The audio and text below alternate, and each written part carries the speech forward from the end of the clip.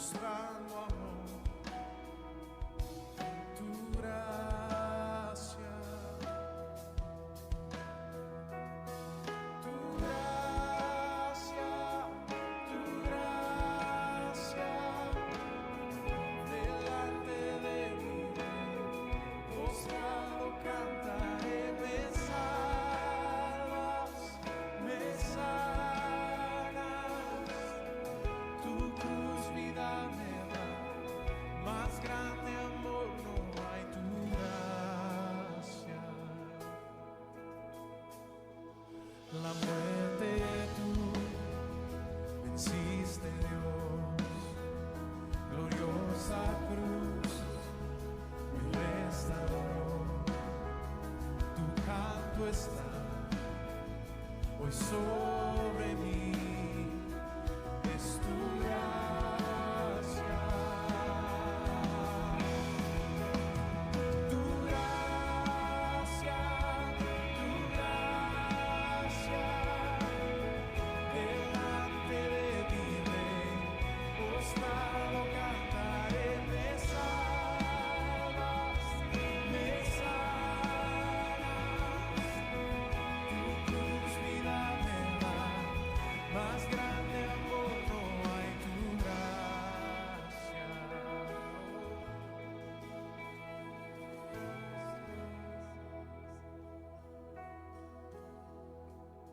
Señor, tu gracia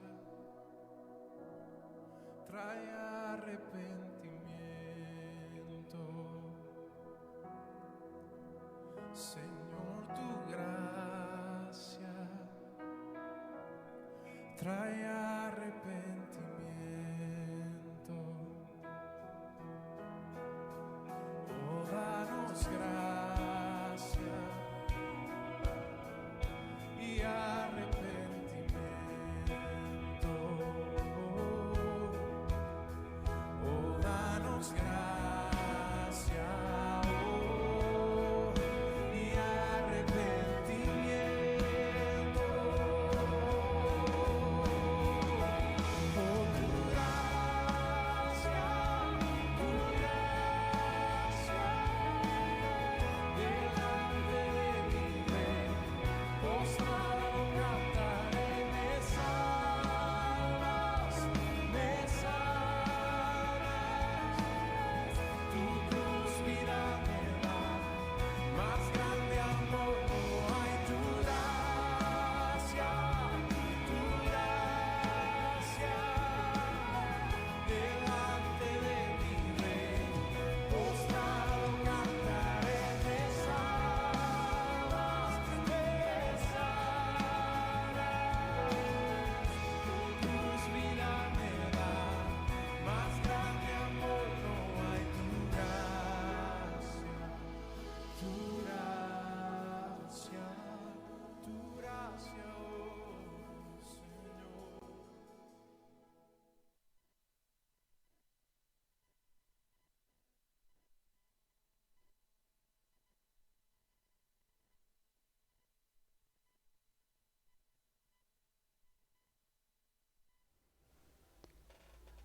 Buenas noches, ¿cómo están? ¿Cómo están todos? Es una alegría nuevamente poder estudiar la palabra del Señor, poder estar aquí juntos para, bueno, hacer este ejercicio que hemos venido haciendo con el libro de Apocalipsis. Es una alegría poder hacer esto.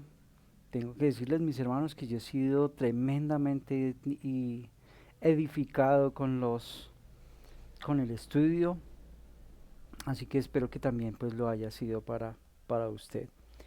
Eh, Oremos como siempre, entonces iniciemos. Pongamos este tiempo delante del Señor y que su gracia nos acompañe. Señor de toda gloria, a ti venimos esta noche, rendimos nuestro corazón, rendimos nuestra vida.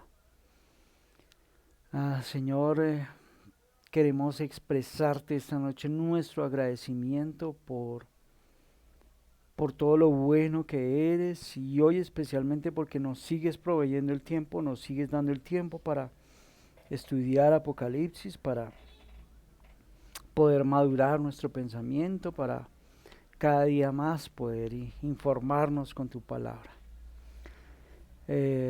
Gracias, Señor. Este estudio nos ha traído fortaleza, nos ha traído aliento, um, ha hecho despertar nuestra esperanza de una manera especial, así que yo por ello te doy muchas gracias. Gracias por cada uno de mis hermanos, como siempre, que toman de su tiempo, que apartan para poder estar aquí y, y estudiar tu palabra también. Como siempre te rogamos, Padre, para que abras nuestro pensamiento, para que conduzcas nuestro pensamiento. Rogamos para que nos libres del mal, guárdanos de todos esos pensamientos a los que nosotros somos proclives todo el tiempo, alejarnos de ti. Te rogamos, Padre, esta noche que traigas luz a nuestros ojos, que nos des oídos para oír y que tu palabra traiga en medio de nosotros aliento. Ponemos este tiempo delante de tus manos en el nombre de Jesús. Amén. Bueno, mis hermanos, voy a invitarles entonces a que vayamos a Apocalipsis capítulo 13 y vamos a aprovechar esta horita de estudio que podemos tener. Apocalipsis capítulo 13 y vamos a leer del verso 1 al verso 10. Dice la palabra del Señor.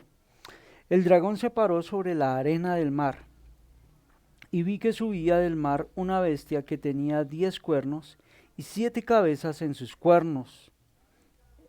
Y 7 cabezas. En sus cuernos había 10 diademas y en sus diademas había nombres blasfemos. La bestia que vi era semejante a un leopardo. Sus pies eran como de un oso y su boca como la de un león. Y el dragón le dio su poder, su trono y gran autoridad. Y vi una de sus cabezas como herida de muerte, pero su herida mortal fue sanada. Y la tierra entera se maravilló y seguía tras la bestia. Y adoraron al dragón porque había dado autoridad a la bestia, y adoraron a la bestia diciendo: ¿quién es semejante a la bestia y quién puede luchar contra ella? Se le dio una boca que hablaba palabras arrogantes y blasfemias, y se le dio autoridad para actuar durante 42 meses. Abrió su boca en blasfemias contra Dios para blasfemar su nombre y su tabernáculo, es decir, contra los que moran en el cielo. Se le concedió hacer guerra contra los santos y vencerlos, y se le dio autoridad sobre toda tribu, pueblo, lengua y nación. Y la adorarán todos los que moran en la tierra, cuyos nombres no han sido escritos desde la fundación del mundo en el libro de la vida del Cordero que fue inmolado. Si alguno tiene oído, que oiga. Si alguno es destinado a la cautividad va. Si alguno ha de morir a espada ha de morir. Aquí está la perseverancia y la fe de los santos. Bueno, muy bien. Hemos ido avanzando poco a poco en nuestro estudio, y Apocalipsis 13 es bien especial por todas las figuras, ¿no? Por todo lo que sucede allí. De hecho, es un capítulo bastante citado y bastante mal tergiversado, como lo hemos venido viendo. Déjenme hacer un pequeño resumen. Y dijimos que estamos estudiando 3 cosas que nos enseñan los primeros 10 versículos de este capítulo. Y del verso 1 al verso 2 dijimos que íbamos a ver, o hemos estado analizando primero la identidad de esa bestia. Y hemos visto que en estos 2 versos se nos han dado detalles de una bestia, su forma, su procedencia, ¿cierto? ¿De dónde viene? Bueno, es una bestia enigmática, como hemos leído en el texto, que surge del mar, poderosa, y lo hemos visto representado a través de los cuernos. Hemos visto también que es inteligente y es representada a través de sus cabezas. Dijimos en el texto, o lo que podemos ver en el texto es que ostenta también poder, trono, autoridad, que esa autoridad le ha sido entregada por el dragón, que tiene una apariencia de realeza además de todo, ¿no? Y está representado en esas diademas que nosotros vemos allí. Y lo que podemos ver aquí es que se nos está hablando en símbolos, siempre me escucharán insistir sobre eso, de una bestia que es bastante colosal, algo tan organizado que es capaz de llevar a cabo su obra siniestra mediante un engaño que ha ido como perfeccionando todo el tiempo, un engaño perfecto. Es decir, mis hermanos, mire, o nosotros somos de los que estamos inscritos en el libro de la vida, o el engaño se lo comen enterito. Hemos hablado de la capacidad, que déjenme utilizar esas palabras, como de ese engendro diabólico. Ese monstruo ha sido habilitado por el dragón para hacer su obra. En realidad es una obra perversa y como veremos, con su poder va a lograr hacer algo muy especial. Y es que llevará a los hombres a adorarlo. Eso es bien importante. Bueno, qué más hemos dicho? Muchos piensan que esa bestia es una persona en particular. Bueno, nosotros creemos que no es una persona, sino que es un sistema que se representa a través de política, a través de leyes, de milicia. Es una realidad política dominante. Es un plan, mis hermanos, siniestro y bien orquestado. Esta bestia que nos ocupa, que luego la veremos más adelante nuevamente en el capítulo 17, también gobierna, como lo hemos dicho, y es representada a través del león, del oso, del leopardo. Y hemos encontrado un paralelismo con las bestias del libro de Daniel, que tienen básicamente los mismos componentes. Esas bestias de las que habla Daniel se refiere a 4 imperios con sus reyes, imperios que vendrían uno detrás del otro hasta la venida del reino de Dios. Allí nos referimos a los babilónicos, los medopersas, los griegos y los romanos. Juan, bajo la forma de una sola bestia, nos habla de todos esos elementos que nosotros encontramos en Daniel e identifica entonces a todos los gobiernos del mundo. Es un sistema completo, señala mecanismos comerciales, culturales y cómo está todo entrelazado entre sí, cómo todo va tan bien coordinado.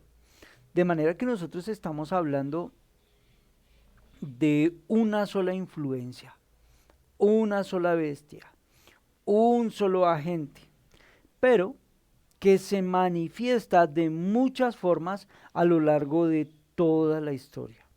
Eso es muy importante tenerlo en cuenta. Todo está organizado metódicamente, ¿sí?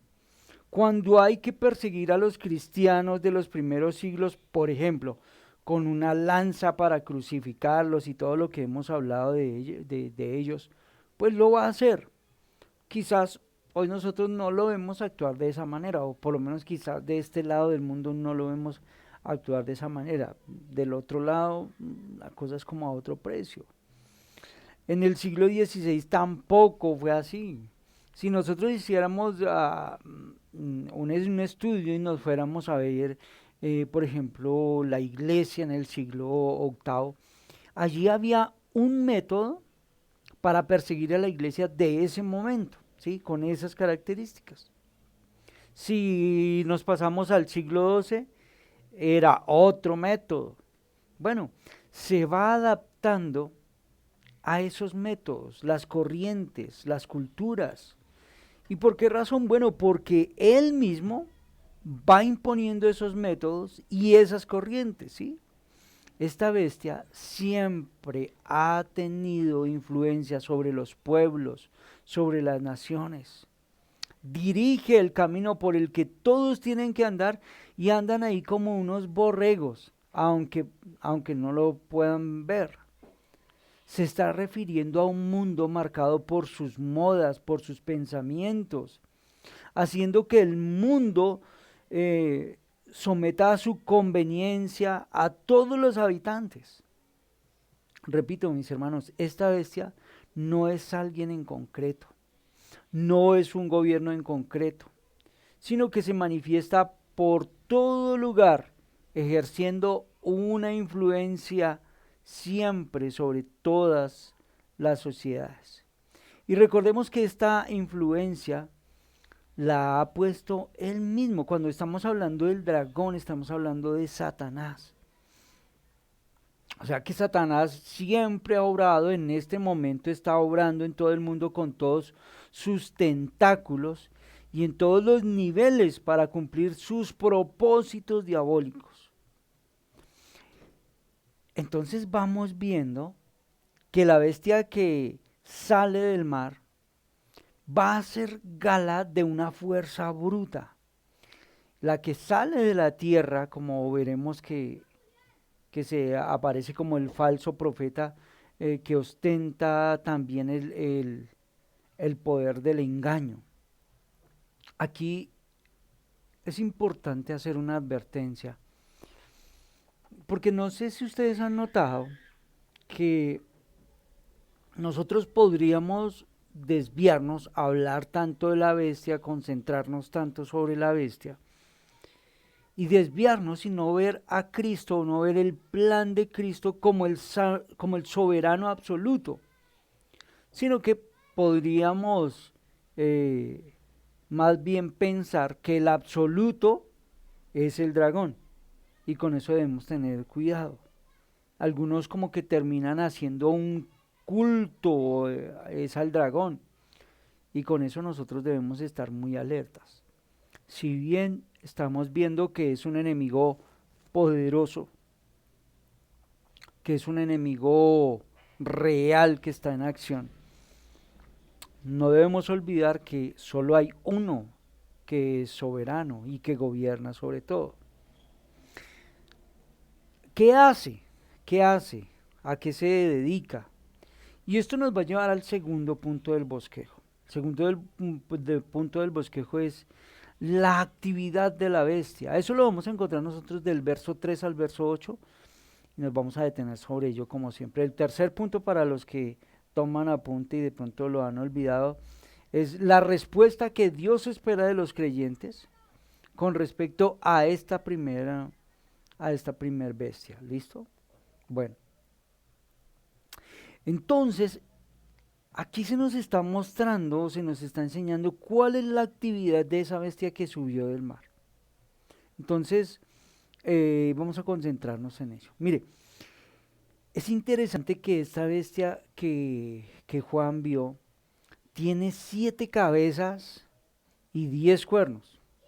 Bueno, ¿y por qué es interesante? Es interesante porque ¿quién más fue descrito por Juan con 7 cabezas y 10 cuernos? ¿Lo recuerdan? Veámoslo. Un capítulo atrás nomás, 12, versículo 3. Capítulo 12, verso 3 de Apocalipsis. Entonces apareció otra señal en el cielo.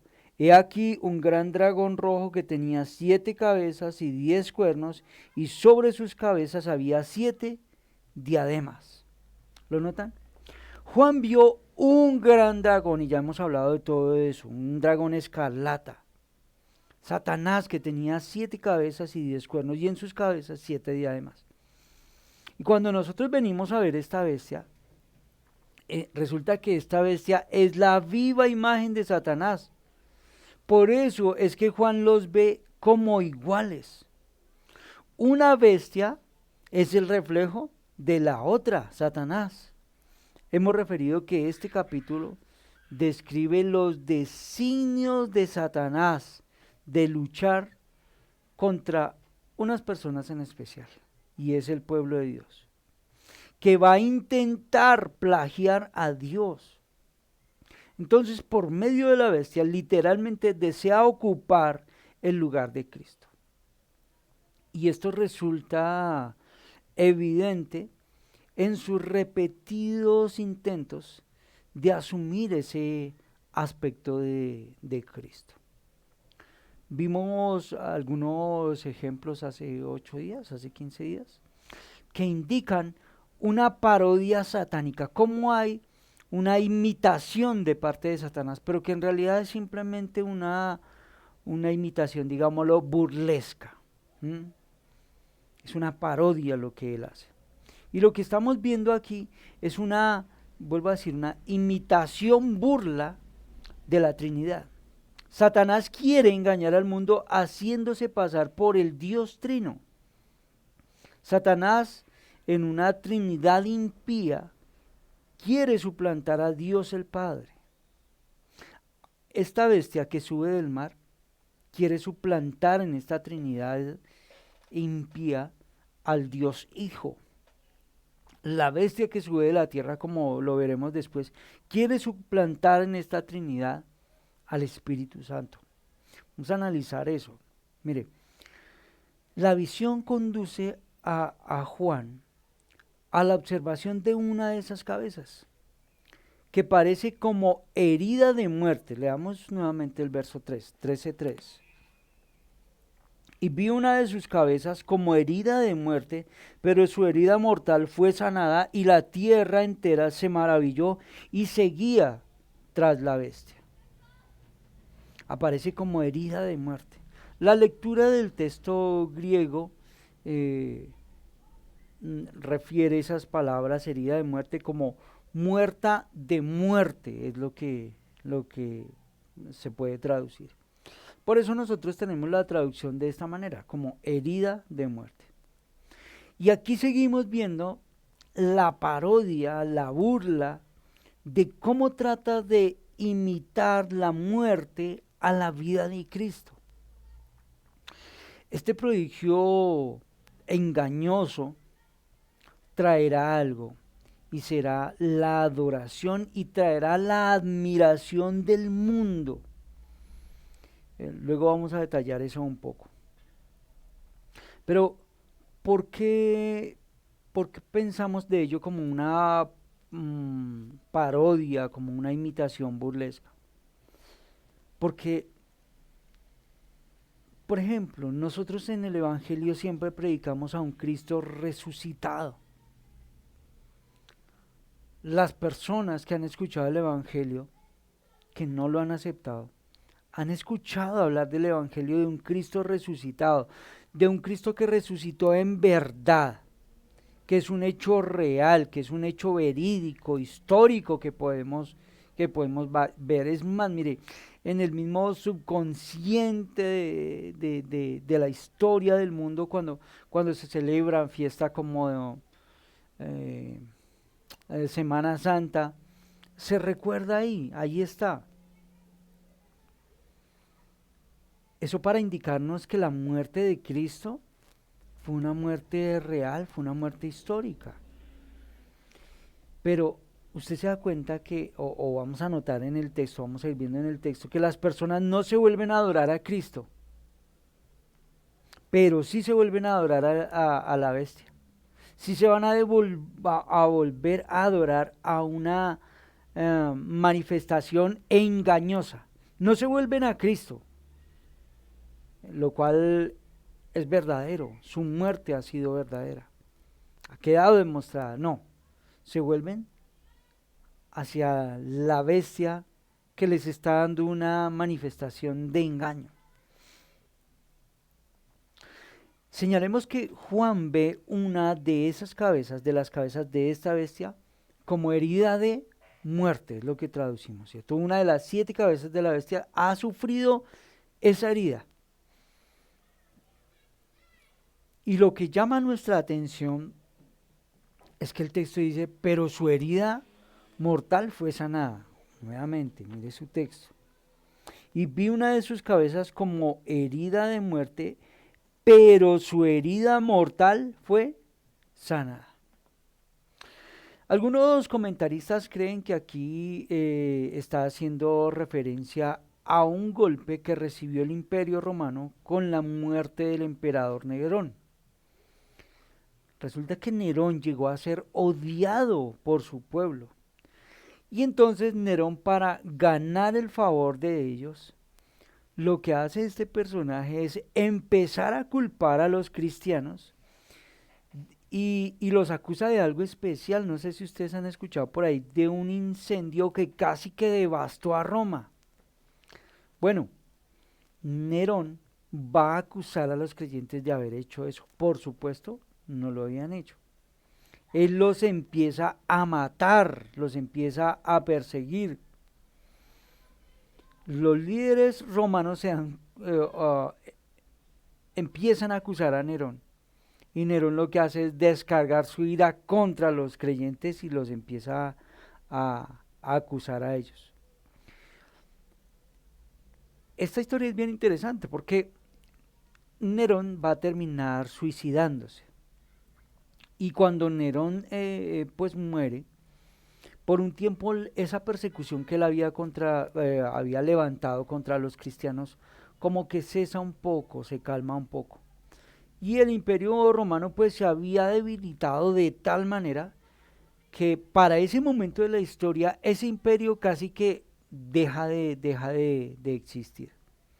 Pero pues en la historia, poco a poco, en los tiempos del emperador Vespasiano, el imperio como que vuelve a tomar fuerza y llega a ser como antes. Resulta que este emperador tenía dos hijos, Tito y Domiciano, eh, que era el emperador que estaba en el poder en los tiempos del apóstol Juan. Para muchos comentaristas, entonces, esta fue la herida en esa cabeza de la bestia, por eso les referí todo esto. Otros comentaristas interpretan que esta herida es como la constante caída de los reinos opresores e interpretan esa aparente resurrección de la bestia como un resurgimiento de otros imperios o de otros gobiernos en otras partes del mundo. Bueno, hay muchas versiones en cuanto a esto y no quiero quemarle mucho tiempo a ello. Eso, todas esas versiones han hecho que se oscurezca un poco lo que el texto nos está diciendo. Si usted se detiene a ver o si usted se detiene a escuchar o algunos quizás nosotros escuchamos esa información, vamos a ver que hay muchas cosas más en cuanto a esto, quién es la bestia, cuál fue la herida, en qué momento de la historia se produjo esa herida, bueno, en fin. Sin embargo, vuelvo a decirle, no quiero meterme como mucho en eso. Quisiera más bien que enfocáramos y dirigiéramos nuestra mirada hacia algo. Yo creería, mis hermanos, que es una mejor interpretación que la herida mortal que sufrió esta bestia le fue dada por el Señor Jesucristo. ¿En qué momento? Bueno, pues con su muerte y con su resurrección. Fue así como Él estableció la iglesia en el poder del Espíritu Santo. Ese fue el golpe mortal. Y esto debemos repetirlo todo el tiempo porque debe ser como nuestro hilo, debe ser siempre nuestra ancla donde debemos volver. Y es que nosotros debemos recordar que Cristo es el soberano, hermano. Él es el que gobierna y Él es el que hace todo como a Él le place. Así que es Cristo el que le dio a la bestia y a Satanás un golpe mortal. ¿Cómo lo va a hacer? Bueno, con su muerte y con su resurrección. ¿Quién hirió? Podemos preguntarnos en el texto. Recibe una herida como de muerte. ¿Quién lo hirió? Bueno, no se menciona el agente que infligió la herida. Lo que sí es claro es que hay una herida mortal. Es una herida también real, histórica, es una herida letal. Pero seguimos con el asunto, ¿no? ¿Quién hirió? Y como para pensar en ello, pues debemos preguntarnos, como para abrir un poquito esa idea. ¿Quién es soberano, mis hermanos, en cuanto al tema del mal? Hemos dicho que pareciera, pareciera por momentos en la historia que quien gobierna es el dragón, ¿no? Pero hemos enfatizado vez tras vez y hemos llegado nosotros a la conclusión que definitivamente no. Y en últimas nosotros vamos entonces entendiendo que quien le da poder a la bestia es Dios mismo. El dragón solo presume quizás tener y dar autoridad. Seguimos con la pregunta, ¿cierto? ¿Quién hirió una de las cabezas de esta bestia? Entonces lo que podemos concluir, lógica y sencillamente, es que es Dios quien hizo aquello. En últimas, la bestia recibe poder y autoridad es porque Dios lo permite.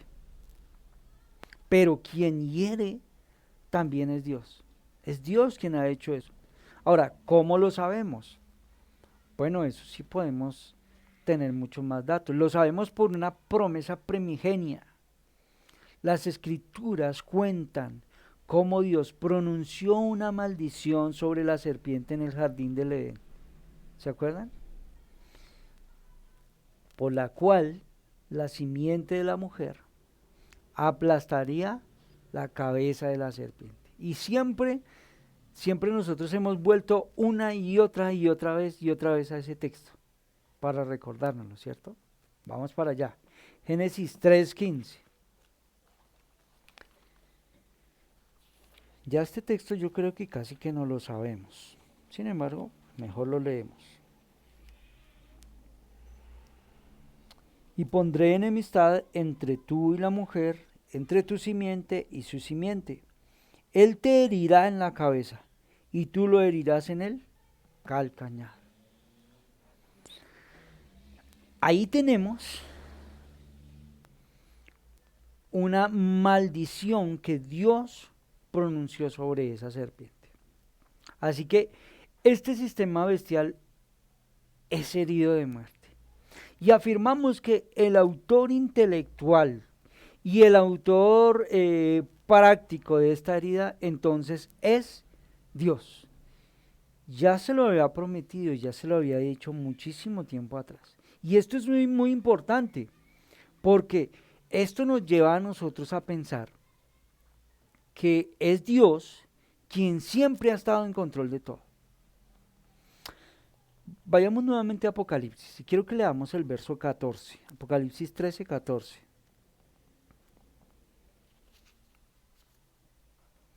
Esta referencia nos va a ser útil, mire. Además, engaña a los que moran en la tierra a causa de las señales que se le concedió hacer en presencia de la bestia, diciendo a los moradores de la tierra que hagan una imagen de la bestia que tenía, cuidado a este detalle, la herida de la espada y que ha vuelto a vivir. Bueno, ¿y por qué nos sirve a nosotros en algo esa referencia? Esa referencia nos es útil. Y se nos dice, note que esta bestia tiene la herida de una espada y vivió. O sea, la herida que se le causó fue hecha por qué instrumento, por una espada. Ese dato es muy interesante. Porque cuando nosotros, como nosotros hemos venido estudiando el libro de Apocalipsis, a lo largo de todo el libro, ¿quién es el único que lleva la espada? Es el Señor Jesucristo. Ahora, ¿para qué lleva Cristo la espada? Para hacer juicio. Lo que sugiere que entonces se ha producido una pelea, una batalla. Bueno, esa batalla espiritual se dio cuando Jesús murió en la cruz y resucitó de entre los muertos y alcanzó la victoria sobre sus enemigos. Y es así como él derrotó a Satanás y le dio entonces un golpe mortal a esa bestia. ¿No tiene más sentido eso? Ahora, notemos que el autor en realidad no está interesado, mis hermanos, en identificar una de las cabezas de la bestia con un emperador romano en concreto, con un imperio en especial. No. Juan identifica a la bestia como el oponente de Dios, Satanás mismo. Su propósito en todo Apocalipsis en realidad es presentar contrastes. Y entonces tenemos aquí, note, el contraste del cordero que fue inmolado y la bestia con una cabeza que había sido herida de muerte. Entonces lo que se subraya no es que la cabeza haya sido herida y sanada. En lugar de ello, Juan afirma que la bestia fue herida y vivió. Miren lo que dice, verso 12 y verso 14.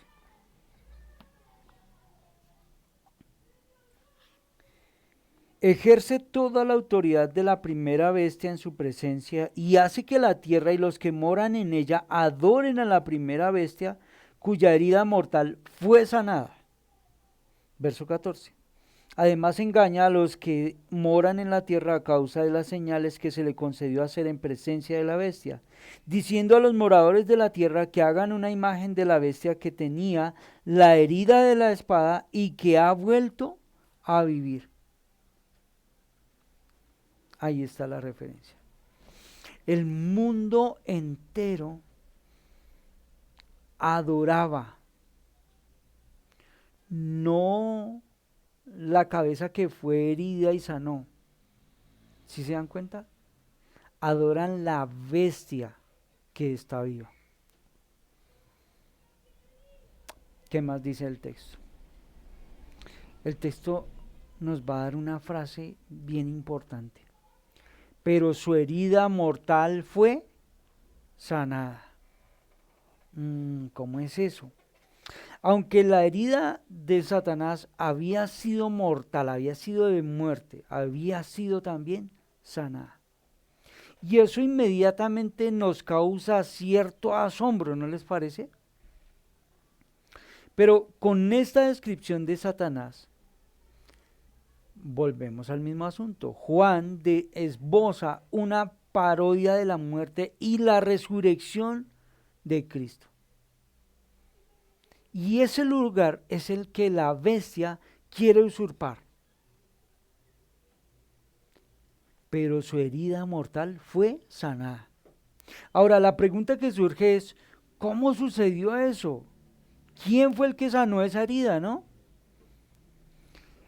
Mire, en una lectura rápida y descuidada, nosotros podríamos llegar a la conclusión que ¿quién fue el que sanó esa herida? Vamos a hacer el ejercicio sencillamente, rápido. Verso 2. La bestia que vi era semejante a un leopardo, sus pies eran como de un oso y su boca como la de un león, y el dragón le dio su poder, su trono y gran autoridad. Y vi una de sus cabezas como herida de muerte, pero su herida mortal fue sanada. En una lectura así, ¿quién sanó la herida de esa? ¿Quién sanó esa herida? Nosotros diríamos, o nosotros no. Alguien descuidado en su lectura. Un dragón. El dragón, mejor dicho. Porque parece que esa es la conclusión del texto y podríamos quizás, hermano, especular mucho. Y hay también mucha especulación sobre eso. Casi que todos llegan a la misma conclusión. Quien sana la herida es el mismo dragón. Pero lo que nosotros podemos decir categóricamente es que su herida fue permitido que sanara, y es por ahí por donde nos tenemos nosotros que ubicar. Fue permitido que esa herida fuera sanada en esa bestia. Ahora, ¿pero por qué? Si nosotros estamos diciendo que Cristo es el que causa herida, una herida de muerte, pues como que el momento se debería aprovechar para de una vez exterminarla, ¿cierto? pero no, resulta que su herida fue sanada. ¿Se dan cuenta el problema que nosotros tenemos si nosotros llegamos a pensar que fue el dragón el que sana esa herida? Vuelvo a decir, no hay que concentrarnos en ese detalle. En lo que debemos concentrarnos es que fue permitido que esa herida fuera sanada. Ahora, ¿por qué razón? Bueno, porque aún no ha llegado el final de esa bestia. Y es que la historia de la redención, hermano, aún no ha terminado. La historia aún no ha llegado a su epílogo. Aún estamos en un desarrollo natural donde la bestia presenta oposición al plan de Dios. Entonces, mientras llegamos al epílogo de la historia, mientras llegamos al final de la historia de la redención, es necesario que la bestia permanezca ahí, ¿sí o no? De hecho, lo hemos visto en el texto. El Señor mismo se va a asegurar que esa bestia esté ahí. Que todos esos sistemas políticos, militares, judiciales de los que hemos hablado, estén presentes. Y es más, hermano, no solamente que estén ahí sencillamente presentes, sino que el Señor va a permitir que ellos estén haciendo su trabajo. Un trabajo que está en contra de su iglesia, del creyente, del plan del Señor. Si esta bestia muriera aquí, estaríamos entonces nosotros hablando del fin de la historia. Total. No perdamos de vista que Dios sigue siendo soberano, hermano. Que Él tiene poder sobre el mar. Su herida no es definitiva porque, es más, Satanás aún tiene que entregar cuentas también. Por eso su herida no es una herida de muerte aún. Entonces, que sea sanada herida, entonces no es una obra de quien pretende darle autoridad, sino de quien permite que esa herida sea sanada. ¿Sí me di a entender? Porque todo este sistema permanecerá, vuelvo a decirlo, hasta el epílogo de la redención.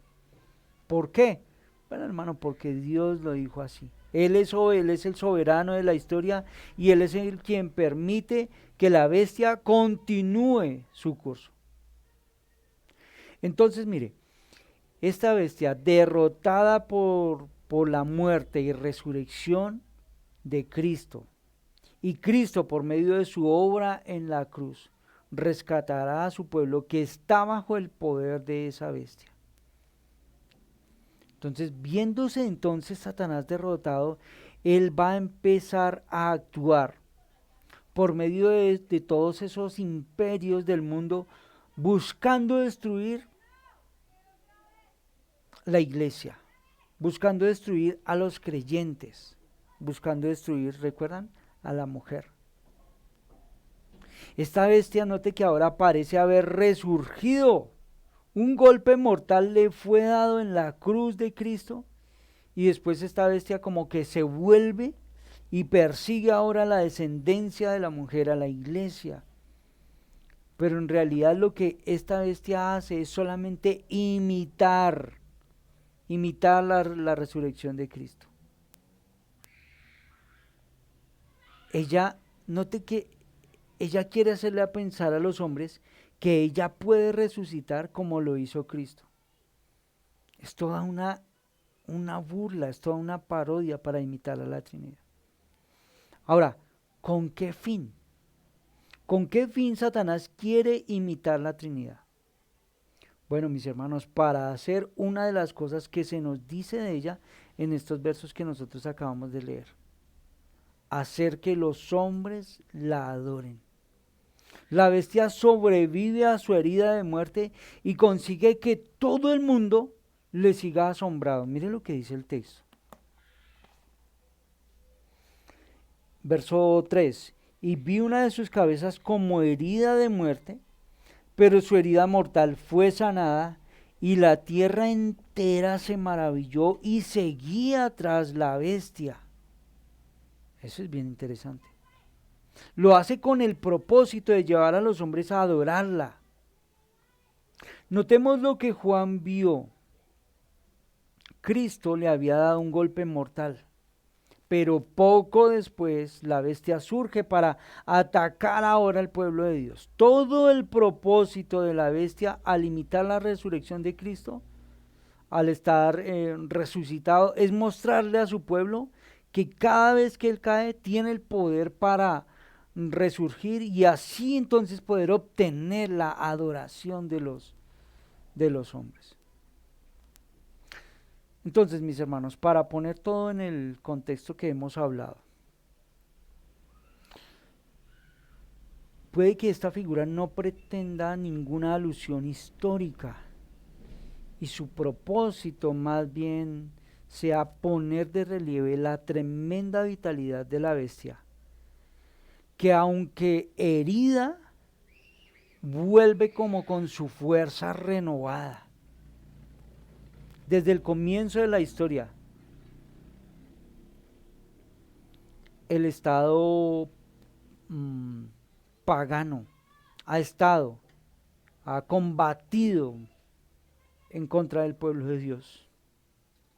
Si nosotros hiciéramos memoria y fuéramos, por ejemplo, a los faraones de Egipto y pasáramos por toda esa historia y llegáramos hasta los emperadores de Roma, el paganismo institucional se ha dirigido con determinación a la aniquilación de todos los que se niegan a rendirle homenaje. Digámoslo así, que ha sobrevivido a todo asalto y se ha recuperado de unas pequeñas heridas. Se ha recuperado una herida, se ha recuperado, ¿no?, de una herida mortal. No es de extrañar que en los últimos días todo el mundo entonces siga a la bestia y la siga con estupefacción. Ya hoy no vamos a alcanzar a verlo, pero dentro de 8 días vamos a detenernos para ver eso. Porque nos vamos a dar cuenta cuando lo estudiemos que no solo habrá asombro, sino que habrá una adoración, hermano. Mire lo que dice el verso 3 nuevamente. Y vi una de sus cabezas como herida de muerte, pero su herida mortal fue sanada, y la tierra entera se maravilló. Póngale mucha atención a ese verbo. Dice, y seguía tras la bestia. Verso 4. Y adoraron al dragón porque había dado autoridad a la bestia. ¿Sí lo nota? Y adoraron. Y adoraron a la bestia diciendo, ¿quién es semejante a la bestia y quién puede luchar contra ella? Si notan en el texto se ha repetido esa palabra ahí en el corto verso. Y adoraron, y adoraron. Porque la adoración es algo que Satanás siempre ha querido. ¿Y sabe por medio de quién Satanás va a recibir la adoración? Por medio de la bestia. La segunda bestia, descrita en la segunda mitad del capítulo, como lo vamos a estudiar, organizará, va a promover esa adoración, haciéndola, digamos así, como la religión oficial del mundo.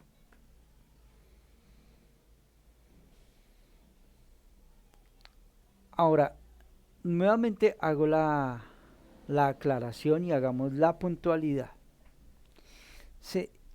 La razón por la cual a veces nosotros desviamos nuestra mirada y olvidamos al Señor soberano es porque nos concentramos quizás mucho en la bestia, pero le empezamos, casi que a veces el creyente más bien se empieza a creer lo mismo, ¿no? Que es el dragón el que le da poder, el que le da autoridad, y nos empezamos a concentrar con la bestia, con el dragón, y casi que vemos su fuerza y que vemos su poder y nosotros podríamos llegar a la conclusión y decir, no pues, y vamos perdiendo de vista quién es el soberano, quién es el que permite todo y quién, aunque Satanás ha orquestado desde el principio un plan muy bien organizado, todo muy bien sistematizado, no podemos olvidar, mis hermanos, que hay uno que es soberano.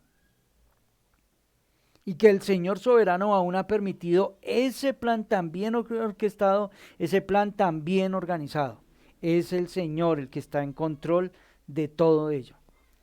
¿Cómo cambia la imagen de todo esto, ¿no les parece? Cuando nosotros en realidad concentramos nuestra mirada en el Señor, no en el dragón, no en las bestias, en Él, porque Él es el único soberano. Él es el único que hace todo como Él quiere, Él permite, Él sana, Él mata, Él hace lo que Él quiere, da vida, quita la vida como Él quiere.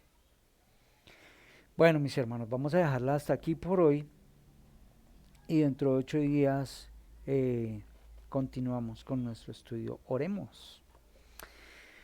Eh, Señor, nos dirigimos a ti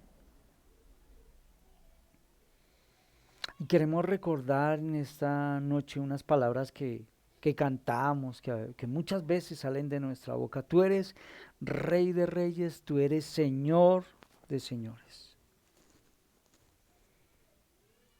Esta noche, con todo lo que podemos leer y con todo lo que podemos estudiar, nosotros somos conscientes de esta frase. ¿Quién hay como tú? Solamente tú eres Rey de Reyes, solamente tú eres Señor de señores. Nada ha escapado a tu plan, nada ha escapado a tu perfecta voluntad. Ha sido bueno y en gran manera, Señor, de una manera absoluta, has estado en control de cada detalle de la historia de la redención y tu bondad se ha mostrado todo el tiempo. Nosotros como creyentes esta noche necesitamos recordarle a nuestra mente, a nuestra alma, Señor, que tú eres ese Dios soberano al que nosotros hemos creído. Señor, hoy con asombro aún dirigimos nuestra mirada hacia algunos lados y vemos como hay algunos hermanos que hoy están pasando por la persecución, aún hermanos hoy que están del otro lado del mundo están pasando por persecución, están pasando por la aflicción, la tribulación que ha venido contra ellos. Y quizás desprevenidamente nosotros podríamos pensar que es el diablo el que los está persiguiendo, atacando y que pareciera que todo se salió de su control. Sin embargo, nosotros entendemos hoy desde aquí que tú eres el Señor, que tú eres el soberano y que tú estás aún en control de todo eso que le están pasando a nuestros hermanos. Quizás hoy nosotros de este lado no lo estamos viviendo de esa manera. Pero ayúdanos, Padre. No sabemos si tengamos que enfrentar momentos de persecución contra nosotros.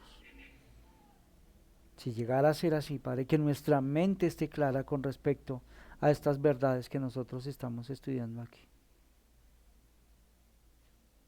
Así que nuestros pies, nuestra esperanza, nuestros corazones se afirman hoy en esta poderosa verdad. Tú eres el Cordero vencedor. A ti toda la gloria, a ti toda la honra, en el nombre de Jesús. Amén. Bueno, mis hermanos, pues como siempre, es una alegría y es un gozo poder compartir esto con ustedes. Espero que ustedes puedan mirar el texto, puedan revisarlo y bueno, todo ese pensamiento podamos madurarlo más. Ustedes eh, seguramente van a encontrar mucho más de lo que yo he podido hablar eh, y que el Señor pues traiga bendición a nuestras vidas a través de ello. Bueno, nuestros anuncios, recordarles el próximo domingo nuestras reuniones a las 7 de la mañana y a las 7:30 y 9:30. Listo, mis hermanos, no es más. Que el Señor los bendiga, que tengan una feliz noche y nos vemos nuevamente en 8 días para seguir estudiando Apocalipsis. Chao, bendiciones.